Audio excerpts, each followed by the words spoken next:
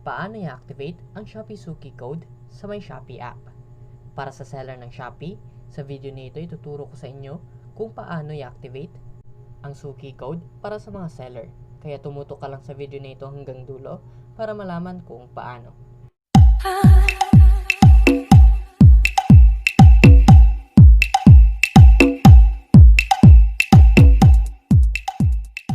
Para ma-activate ang Shopee Suki Code, ang kailangan natin gawin is pumunta sa may ating Shopee app. Click lang natin ang ating app. At kailangan pumunta tayo sa Me kapag meron ka ng account at nakapag-sell ka na dito. Tapos punta lang tayo sa ating My Shop. Tapos makikita natin dito yung store natin. Sa ibaba, scroll lang natin, makikita natin yung Shopee Suki. Since nakapag-sell ka na dito at nakapagbenta ka na ng yung mga products sa may Shopee, try mo puntahan yung Shopee Suki kung pwede na i-activate ang iyong Shopee Suki Code. Click lang natin yung activate.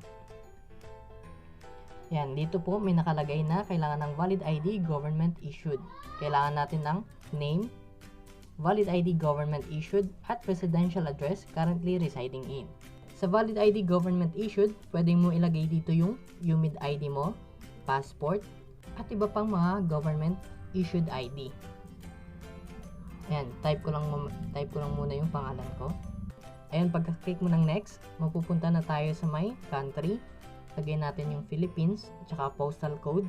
Lagay mo na rin dito, tsaka yung city. Tapos kung gusto mo naman lagyan ng detailed address, click lang natin yung detailed address. Lagay mo dito yung unit number, house number, tsaka building or street name ng iyong lugar. Para malaman yung postal code, kailangan nyo lang gawin is i-search sa Google.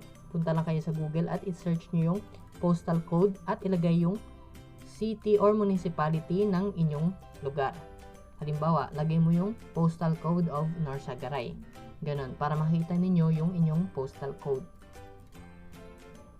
Ayan, pagka-click mo ng submit, ito na po. Congratulations, you are now a Suki seller. You can now invite new users and enjoy cash rewards. Once na nakapag-invite ka ng new user gamit yung iyong Suki Code, magkakaroon ka ng weekly maximum of 2,507,500 pesos. Pero depende yan sa na-invite mo na Suki or Shopee seller. Click lang natin yung code, copy. Yan, Shopee Suki Code copied. Pwede na natin i-share now. Pero bago yan, basahin muna natin yung rules. Share, and share more. Earn 50 pesos every time your voucher code is used. Ayan, pwede tayong magka-earn ng 50 pesos kapag ginamit yung ating voucher code or ng bagong user. At yung total reward ay mag-iipon po ito weekly at pwede natin ito i-deposit sa ating seller wallet sa every Friday. Ito po yung recap of the bonus earnings scheme for Shopee Suki. Level 5, Level 4, 3, 2, at 1. Kapag nakakomplete tayo ng orders ng 150 and up, pwede tayong makapag-earn ng bonus na 7,500. Ito po yung sample computation. Sample 150 completed orders this week. Tapos ginamit yung Shopee Shopee Code. 50 pesos per order times 150 orders plus 7,500 bonus rewards equals 7,500. Plus ito pa yung bonus reward mo na 7,500. Ang total niya is makaka-earn ka ng 50,000 total earn sa isang linggo lang. Sa sample 2 naman, 25 completed orders this week, 50 per order times 25 orders plus 500 bonus reward. So, ang total is 1,250 plus 500 bonus reward. Ang pinaka-total niya is 1,750 total earning this week. Kaya ang kailangan mo lang gawin is i-activate yung Shopee Suki Code kapag ikaw ay seller ng Shopee. Yan. Click na natin yung activate. Since na-activate ko na, try lang natin puntahan ulit. And puntahan lang natin ulit yung ating Shopee Suki. Click lang natin. Dito natin makikita yung na-earn natin.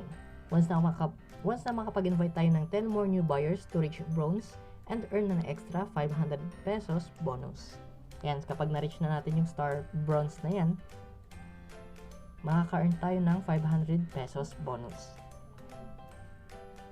Ayan, copy lang natin. Kaya kung first time ka lang sa may Shopee, pwede mo to gamitin yung aking Shopee Suki Code. Ganun lamang po kadali kung paano mag-activate ng Shopee Suki Code. Kaya kung nakatulong sa iyo ang video na ito, huwag kalimutan mag-subscribe, i-share at i-like ang aking YouTube channel. Maraming salamat po.